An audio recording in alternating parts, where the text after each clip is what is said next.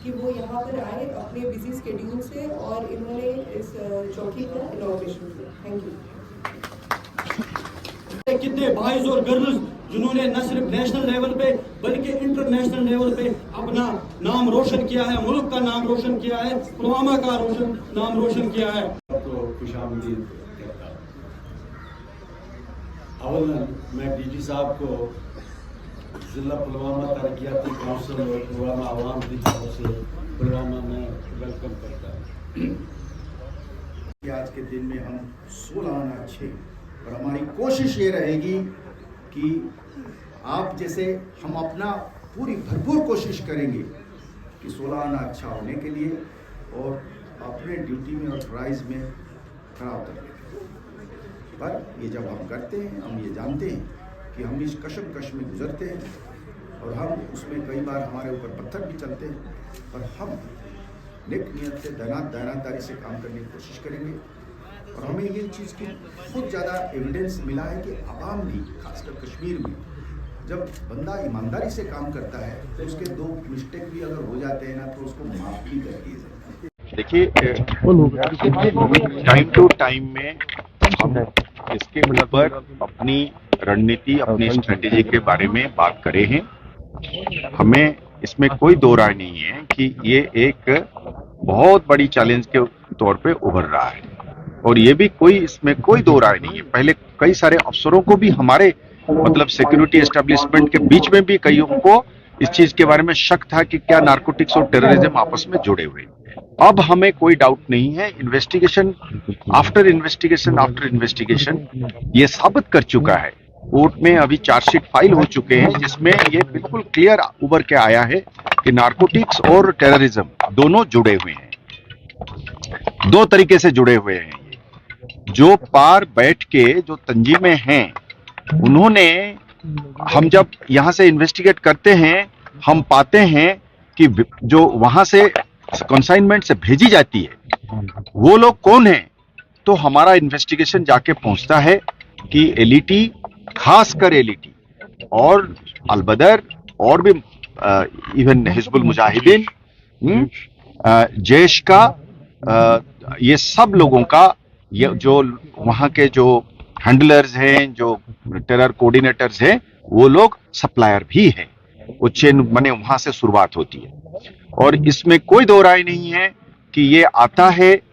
आने के टाइम में इसकी कीमत जो है घुसते वक्त किलो के हिसाब से 12-15 लाख रुपया होता है, पर जैसे जैसे अंदर घुसता जाता है और दिल्ली की तक पहुंचता है तो ये कीमत 1 करोड़ तक पहुंच जाती है। फिर वो बढ़ता है, आजकल यहाँ पे भी बटने लगा है, पैसा फिर लोगों की जेबों से लिया जाता है,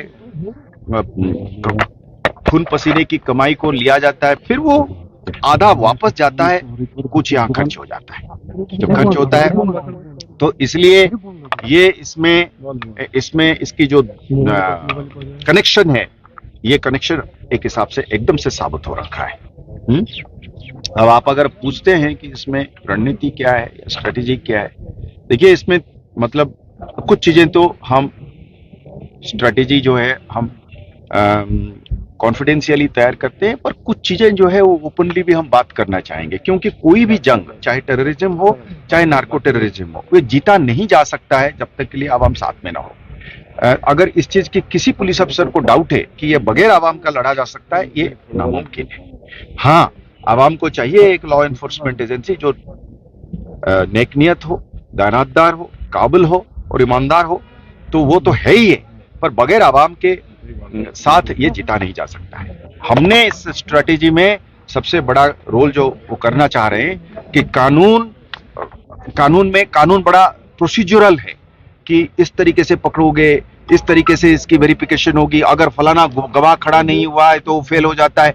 हम इसके लिए क्या कर रहे हैं अभी कि दो किस्म की, हमने जो खाने वाले हैं, कंज्यूम करने वाले हैं, पेडलिंग करने वाले हैं, उनको एक तरफ, और जो इसको एक पेशा बना के, एक बिजनेस बना के इसमें से घर बना रहे हैं, गाड़ी खरीद रहे हैं, लेके श्रीनगर के पास में जमीन खरीद रहे हैं, जम्मू में जमीन खरीद रहे हैं, डिस्ट्रिक्ट हेडक्वार्टर्स में जमीन खरीद रहे हैं, गाड़ी खरीद रहे हैं, घोड़ा खरीद रहे हैं, घर बना रहे हैं और पैसे को लेके बैंक में या और किस्म के धंधे में लगा रहे हैं। इन लोगों को अलग हमने चिन्हित करने लग गए हैं। हम इसको डिस्ट्रिक्ट वाइज अलग से चिन्हित करेंगे और जब हमारी और कार्रवाई शुरू हो गया है, आपने देखा होगा कि सांबा पुलिस ने बढ़ चढ़कर इसमें रोल अदा करा है। मैं उम्मीद करूंगा मेरे बाकी जिले जो हैं, एसएसपीज हैं, उन्होंने सांबा की मिसाल को देख रहे हैं और हम चाहेंगे कि उनकी उसी तरीके का मतलब मॉडल को फॉलो करें। उनकी घर पर, उनका घर को कुर्की करना, उनकी बैंक अकाउंट को फ्रीज करना, उनके ऊपर आईटी की हमले करना, इन्फोर्समेंट डायरेक्टोरेट के जरिए उनके प्रॉपर्टी की हिसाब किताब करना, ये सब चीजें जो है फॉलोअप होगा। हमने उस पैसे को लेकर उनको हजम नहीं होने देंगे। जब पैसा आप कमाते हैं, घर बना नहीं सकते हैं, मकान नहीं बना सकते हैं, गाड़ी नहीं खरीद सकते हैं, आप उसको लेकर अपने बच्चों को बाहर भेज के बिजनेस नहीं बना सकते हैं, तो क्या काहे के हम वो कर देंगे। ये हमारा रणनीति का एक अंग रहेगा।